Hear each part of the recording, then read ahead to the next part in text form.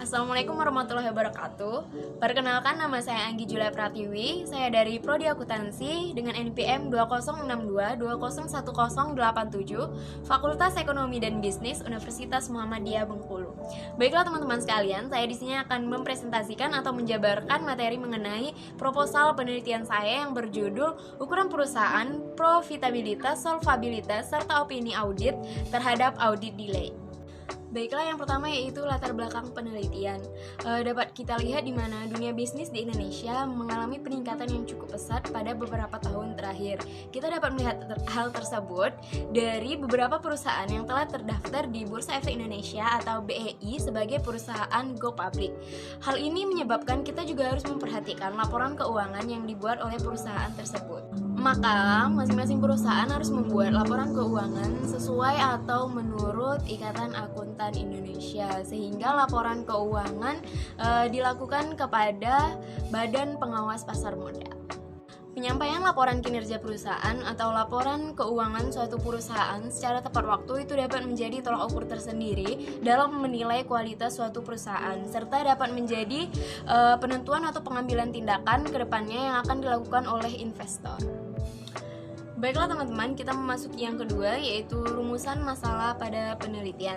Ada beberapa rumusan masalah pada penelitian ini, yaitu yang pertama, apakah ukuran perusahaan berpengaruh terhadap audit delay? Yang kedua, apakah profitabilitas berpengaruh terhadap audit delay? Yang ketiga, apakah solvabilitas berpengaruh terhadap audit delay? Dan yang terakhir yaitu, apakah opini audit berpengaruh terhadap audit delay? Baiklah, selanjutnya tujuan guna dilakukannya penelitian ini, di mana ada 4 tujuan dalam penelitian ini. Yang pertama yaitu untuk mengetahui pengaruh dari ukuran perusahaan terhadap audit delay. Yang kedua, untuk mengetahui pengaruh profitabilitas terhadap audit delay. Yang ketiga, untuk mengetahui pengaruh solvabilitas terhadap audit delay. Serta yang terakhir yaitu untuk mengetahui opini audit atau pengaruh opini audit terhadap audit delay. Selanjutnya yaitu manfaat penelitian.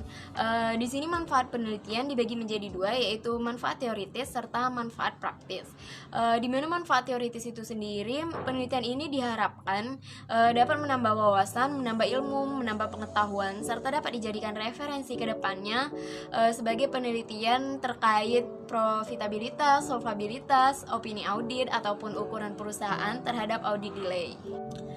Yang kedua yaitu manfaat bagi investor. Penelitian ini diharapkan mampu menggambarkan mengenai kinerja keuangan suatu perusahaan serta informasi lainnya sehingga dapat digunakan sebagai bahan pertimbangan investor tersebut. Dan yang terakhir yaitu manfaat bagi peneliti, di mana penelitian ini diharapkan dapat menambah wawasan serta ilmu pengetahuan peneliti terutama di bidang audit delay.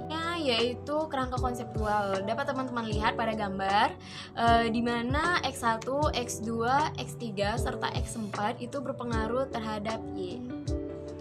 Selanjutnya yaitu metode penelitian.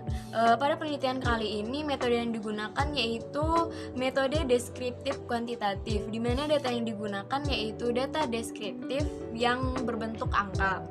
Adapun data sekunder yang digunakan pada perusahaan ini yaitu laporan keuangan, di mana seluruh laporan keuangan perusahaan jasa pada Bursa Efek Indonesia dari tahun 2017 sampai 2022.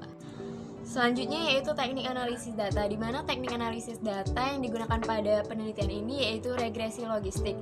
Regresi logistik ini sendiri merupakan salah satu metode statistik di mana digunakan apabila salah satu variabelnya menggunakan variabel dummy.